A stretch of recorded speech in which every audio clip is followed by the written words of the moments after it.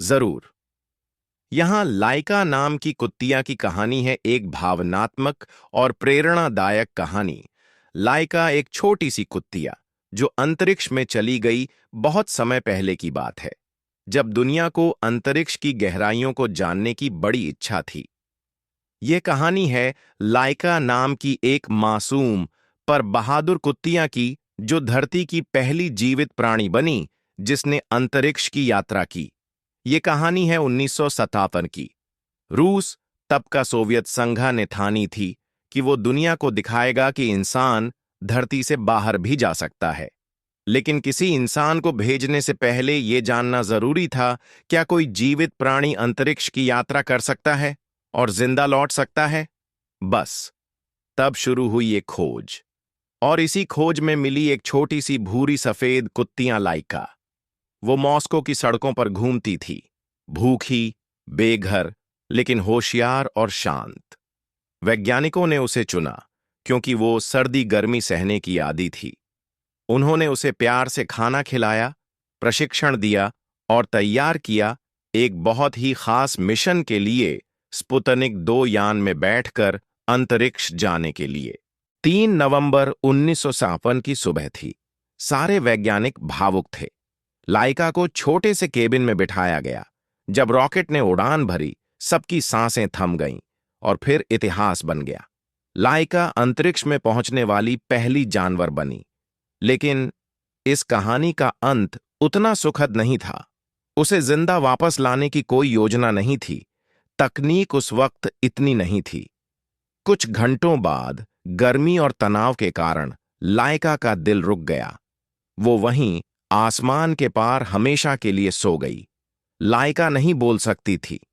उसे नहीं पता था कि वो इतिहास रच रही है, लेकिन उसकी कुर्बानी ने इंसान को चांद तक पहुंचने का रास्ता दिखाया। आज मॉस्को में एक स्मारक है, एक छोटी कुत्तियां रॉकेट पर सवार।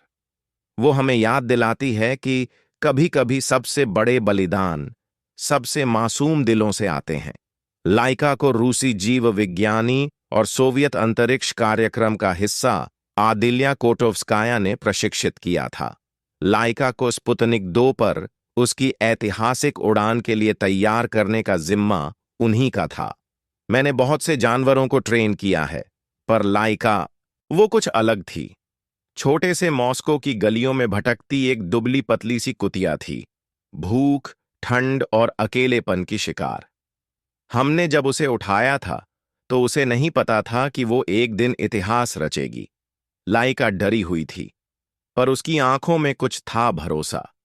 वो धीरे धीरे हमसे जुड़ गई, मेरी हर बात समझती, हर इशारे पर दौड़ पड़ती।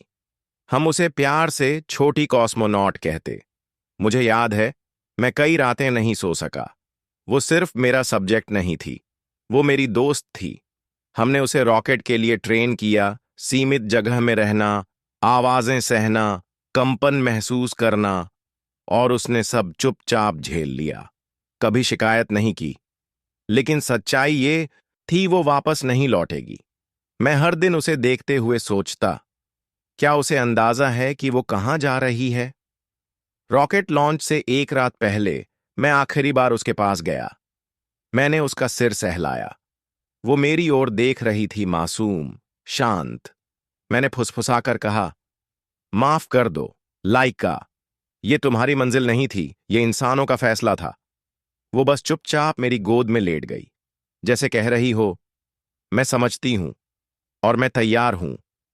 और फिर 4 नवंबर 1977 की सुबह स्पुतनिक 2 ने उड़ान भरी। आसमान में एक चमकती सी चीज जा रही थी, और उसके भीतर थी लाइका। हम सब तालियां बजा रहे थे, पर मेरी आंखें भीग रही थीं। उसने धरती को पीछे छोड़ा, और कुछ घंटों में वो हमेशा के लिए तारों में खो गई। लाइका अब सिर्फ एक नाम नहीं, एक कहानी है।